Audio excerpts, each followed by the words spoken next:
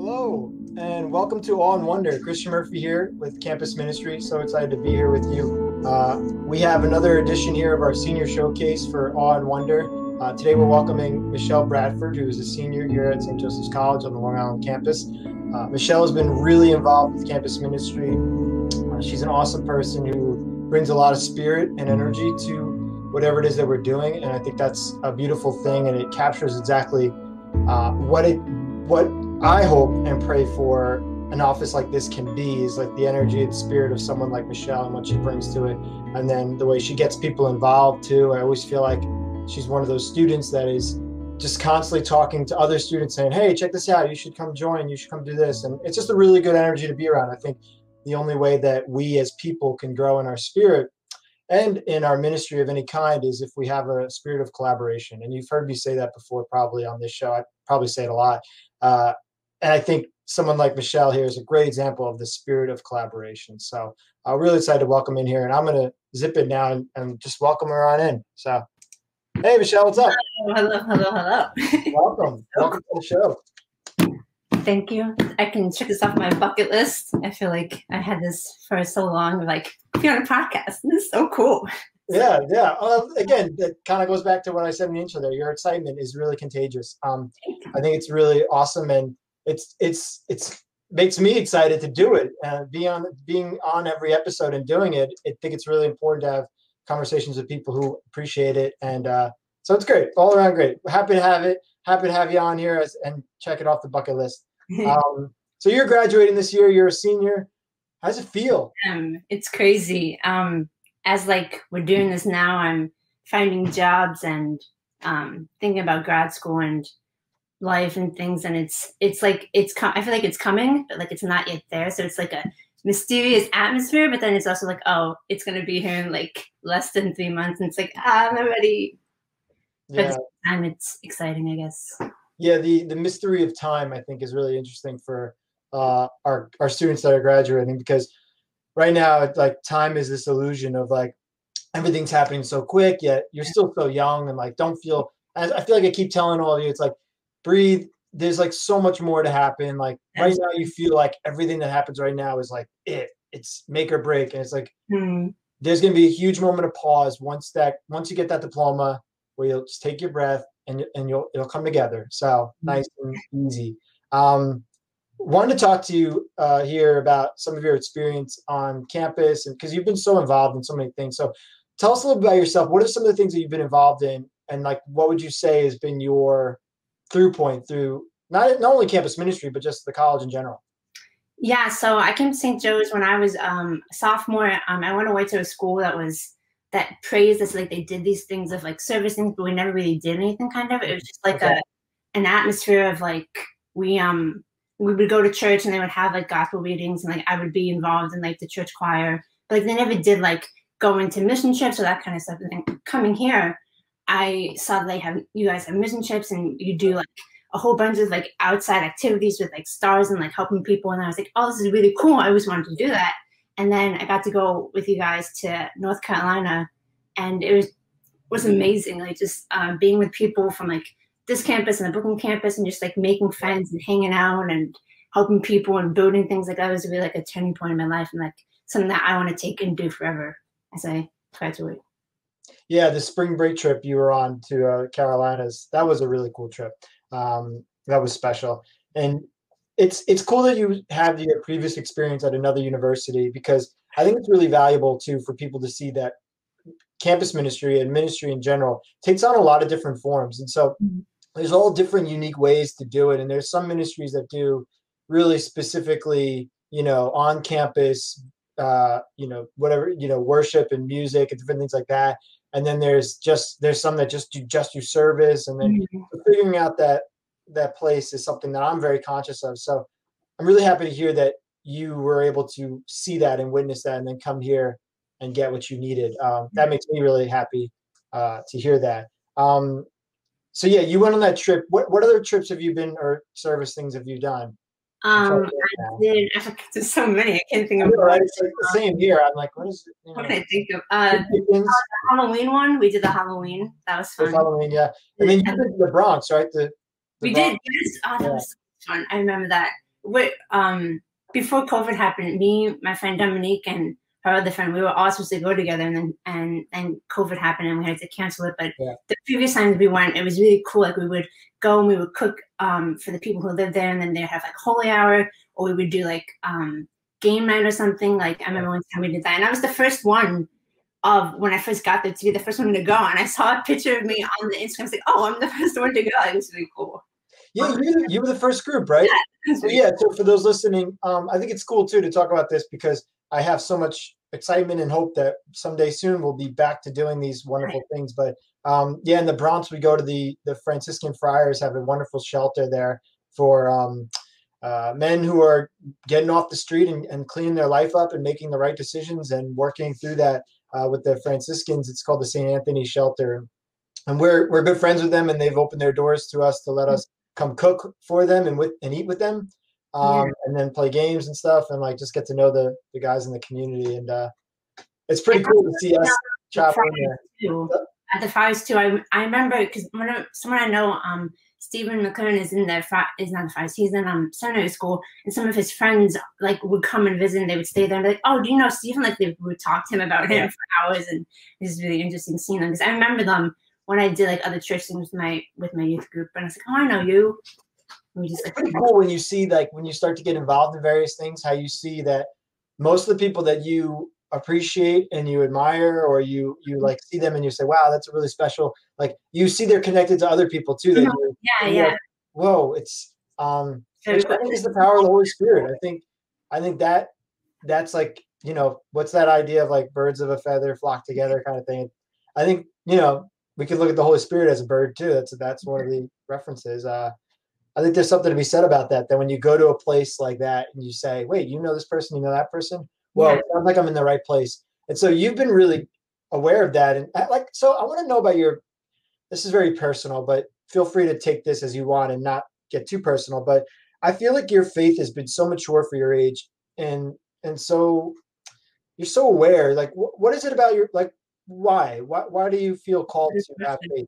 When I was in high school, and it's like my mom worked in like a preschool, and she worked with this woman called Christine, who's my youth minister now. Okay. And she left, and my mom and my family went to like this service when my grandpa passed away, and she recognized Christine, and we got involved in youth group at the time we were in high school. And from there, I just stay involved. They have from high school, and then after high school, they have like young adult. Like it's like after you graduate high school, it's like 18 to like 35 is like our oldest person in it. And like we do a lot of things. Like you can get involved in it. And like I remember, I would meet people like Nolan, and he would know like Frank, and like all these people. I'm like, oh, these people. Like I didn't know it. Like all these connections were like in this small group that like I never knew existed.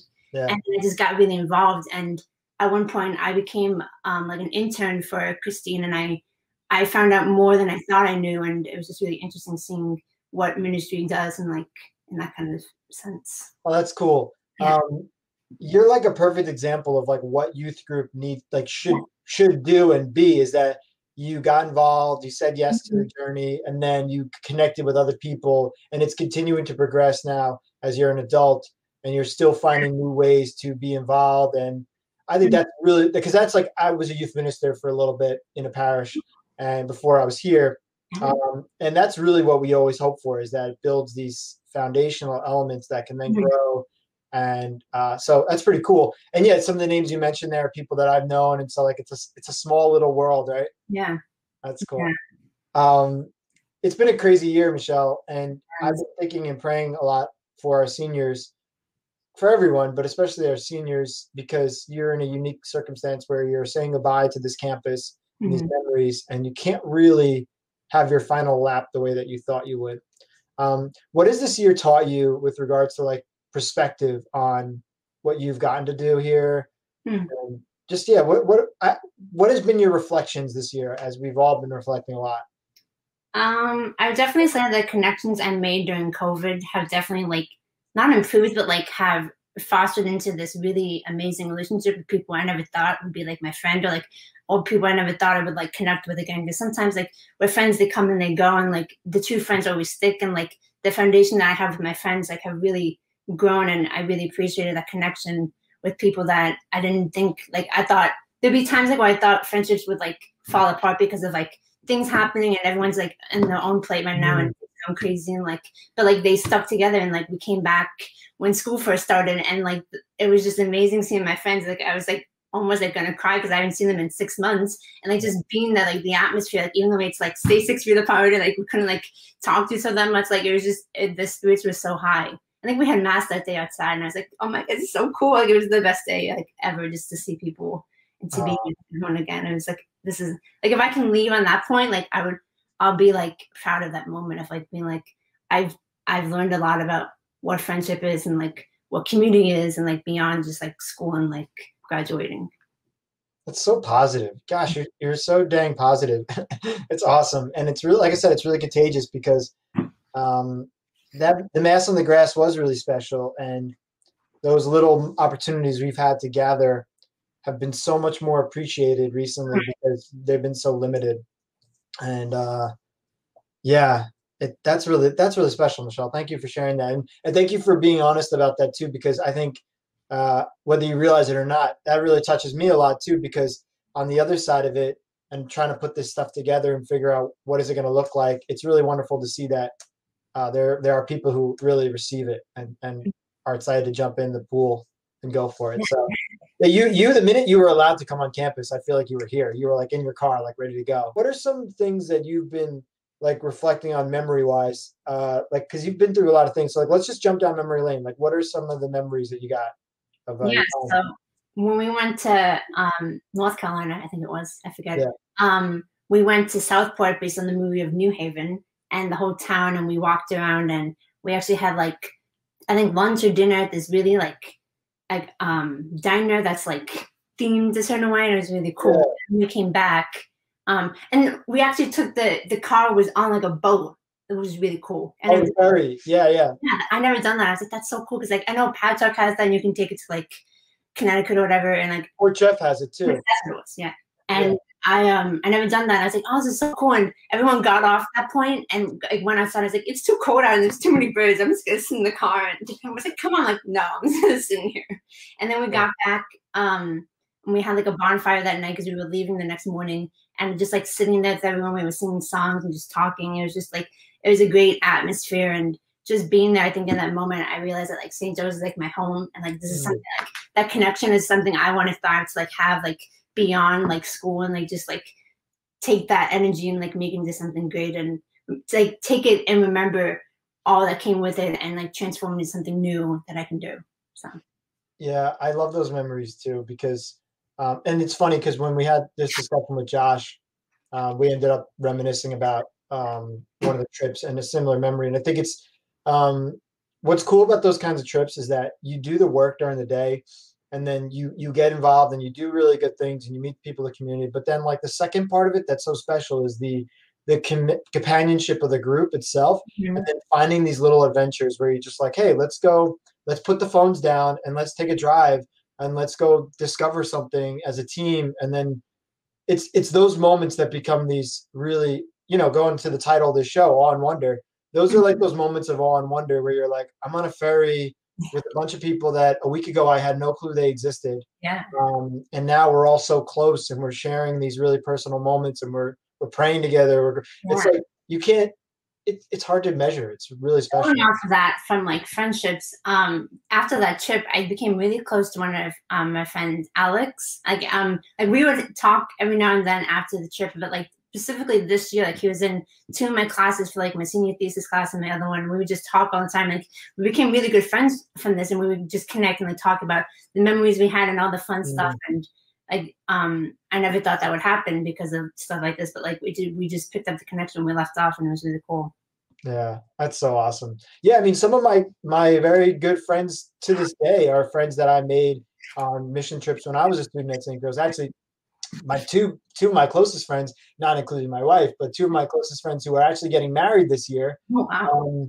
The 4 of us all met in campus ministry activities, and just and the 2 of them that are getting married on a trip, and when we were like sophomores. Oh, wow. And like the memories of that trip, and like especially my buddy Pete, the memories of him and I bonding on that trip are like just so special. And like to this day, we still talk about them and Mhm. we have our own campfires all the time. So like it's really special, and there's something about it that's just so unique. And to see it now through you and through it's really, really cool. It's Yeah, and the booking campus came with us, so, like, I became a lot of friends with them, like Gina, and Peter and all of them, like, definitely talking to them and reaching out now because of COVID, and hopefully we can meet up again after COVID's over and, like, connect in a way. That'd be pretty cool. yeah, Hopefully. oh, it's awesome. Yeah, that's special stuff. Yeah. That's the intangibles of what this all can be when it's running at full capacity. Um, what is your major? What I don't think I asked in the beginning. My major is sociology, and I have a minor in religion, Cool. so All right, awesome. And so, what made you pick sociology? Like, I'm kind of always curious about where students Mhm. attack like the idea because I think it's cool. People have unique. Like I've said this before, but my undergrad's in business, which always shocks people when they hear that. Wow.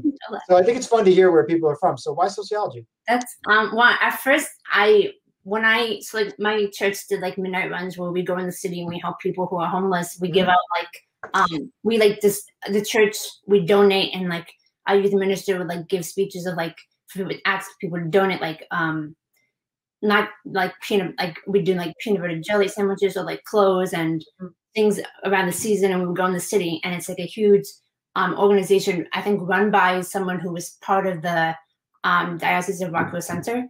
Yeah, you're talking about the Midnight Run organization. Yes, Yeah, yeah, yeah. We did one of them, I think, and then we've joined other people in doing similar things. But yeah, it's a wonderful, yeah. wonderful thing. And I got to do a lot of them over the summer when I was still in youth group, and like even to this day, like being a young adult, I still like to do them.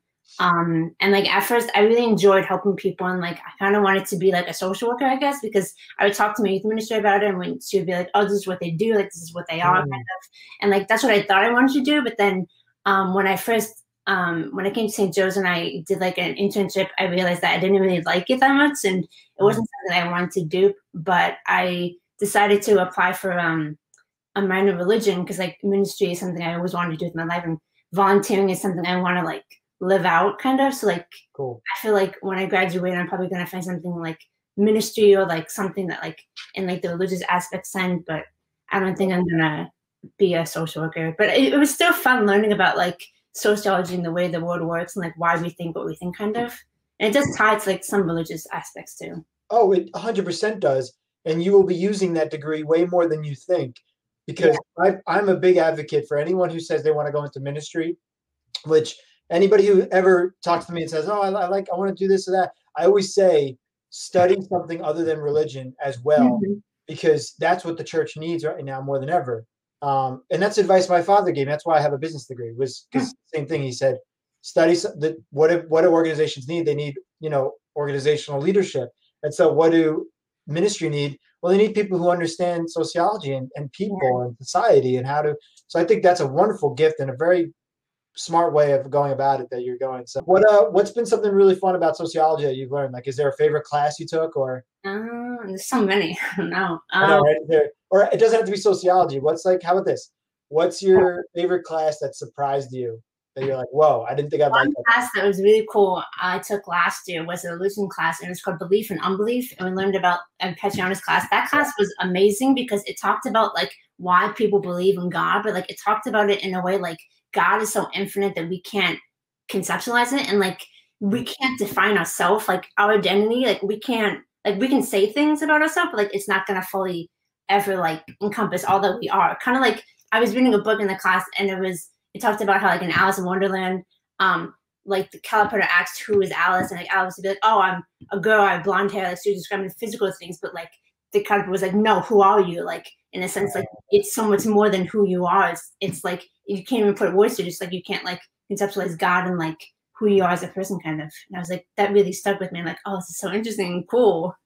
Oh, that's awesome. We're gonna have to make sure Petriano watches this episode and hears that, because that's like so awesome. That's a great class. And I love the class. That's a really cool. That reminds me, like the books that they had, I kept all the books to like read them in the future. Like, too. Cool. I got a bunch of them here that I had from when I was a student as well. That reminds me of that scene from The Lion King too, where he looks in the water and says, and he's talking to his father, and he's, his father's in the clouds speaking to him through that moment. And it's like this idea of lineage. And I don't remember all the details, but I know that Simba, right? Is his name Simba? Yes. Okay. I'm terrible with movies like that, with Disney movies. And Simba's like questioning his identity, and his father's kind of saying like, don't you get it? It's in you. It's not, it's so much deeper than this. And it's like, and that's exactly it. It's like, it's the same thing with the spirit. It's really, really cool. Now so what is your degree in ministry? Is it it's a minor? Yeah. In religious ed, right? Religious studies or cool. So, so you want to do that because you want to do ministry, but like, for those that don't know that you could get a minor in religious studies, because I think it's still something that people are like, what? You could do that? Tell us a little bit about it. Like, what did you have to do for that? Actually, I think like I was talking to you about it one time, and I was like, you were just talking about like religious studies, and I was like, oh, you can get a minor in that? I didn't even know that, and like you just brought it up out of nowhere, and I was like, oh, that sounds cool. And like I remember walking to the Pestriano's office and be like, I want to apply for a minor. He's like, oh, okay. Like we sat down, and he's like famous chair, and we were just talking about what it was, and I was like, yeah, this is really interesting, something I want to do, and he was like, that's so cool, and like I just applied for it, and that was about it. And then I didn't even know it was a thing. I was like, oh, it was kind of like when I was like, oh, that's cool. I'm going to do this. And just spur the moment. Let's do it.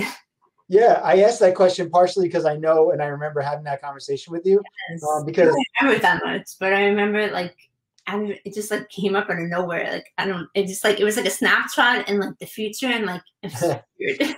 Well, it's a really wonderful minor. And I'm glad to use this moment now to kind of plug it, because it's a lot easier than people think to achieve a minor in general, because a lot of the classes, especially for religious studies, overlap into other degrees. So like you can use a lot of those courses to fulfill other areas of your degree, because a lot of them are not just like scripture based, they're sociology based. They're, I know a lot of the nursing students have to take world religions because it's so important that if they're going to medically minister to people, they need to understand the spiritual world, which I think is so smart that is a requirement. And so it's a great minor for a lot of people. Criminal justice, you want to study, you want to be a cop, like, well, what better time than now to be aware of other people's religious backgrounds and rights and beliefs. And so, you're another great example of how, when all things are working here at the college, of how we envision them, you can come out of it with, hey, a sociology degree and religious studies minor, which is A-okay. That's really special stuff.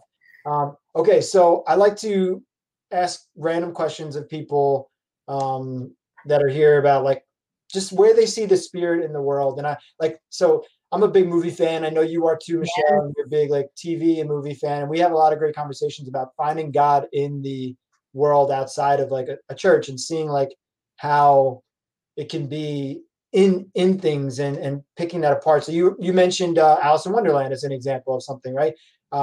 What have you been checking out lately? And is there anything good that you've been seeing that have been like, whoa, this has been making me think? Yeah, so I've been watching the new WandaVision on Disney Plus, and I haven't watched it with my family because I usually don't watch TV with my family. I'll just like sit in my room and go on my laptop and watch TV. But this is the first show I watched with them, and it was just really interesting watching it. It like connects all the time periods of America into one TV show, and it. So for those that have no clue what you're talking about, WandaVision is a Marvel universe. It's a superhero thing. Yeah, it's like the first Marvel TV show ever made. Because like all the Marvel movies is like movies, not TV. So it's just the first one that's like this is like a series that they made, and it's pretty cool. And so and they're like, so I'm gonna be really dumb here for a minute, but just forgive me. Who's the superhero that it's built around? Well, it's not really built around superhero, kind of. It's built around like Wanda is like this. She has like these powers that can control like time, and she can like make things like fly with like her red powers. And like Vision is like an AI like robot kind of who has all the information that was like basically Jarvis in Iron Man. Like he was like the operation of like. That's the purple guy, right? Yeah, I mean, I think it's purple.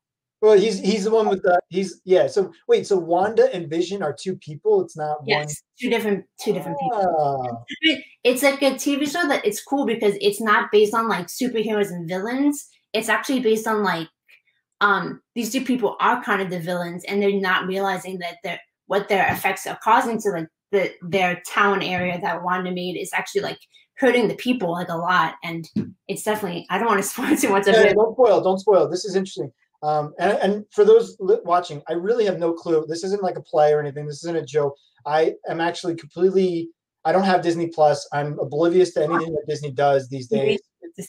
I get overwhelmed. Honestly, I log on to like Netflix and I like have like little panic attacks about like how much there is to watch.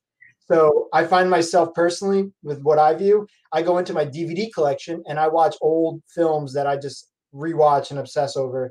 I can't keep up. So, but Michelle, you were telling me about this, and I'm gonna have to check it out because you're suggesting it. But what? So it's like different timelines that it goes through, and it's like American culture and history. Yeah, it goes. It actually starts in black and white, and it goes through. Cool. Again, it goes through like American sitcoms. So it goes to like the Brady Bunch, Growing Pains. I never heard of that.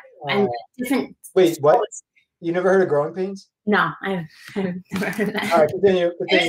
It was interesting for my parents because they knew all these shows, and then some of the shows would have like commercials in it because it was like Wanda's TV show, really. So like they would have like commercials from the time period, and like as soon as it got to like the 200, it would have like ads for like when they have like doctors like they list the side effects and like the pictures and like that kind of thing. Like the 2000s is basically all like that kind of commercials, but like the ones before would have like watches and like oven things, like all these different references. And actually all the references from the